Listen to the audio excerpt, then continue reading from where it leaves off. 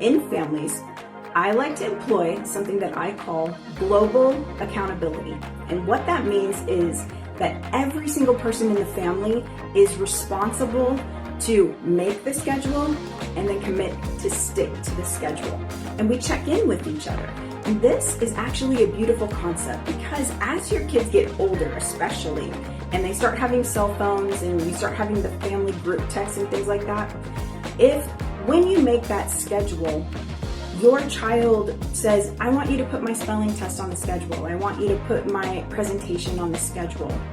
Then the whole family knows it's there. The whole family knows it's coming up, and the whole family can support that person in whatever event or activity or challenge they're doing.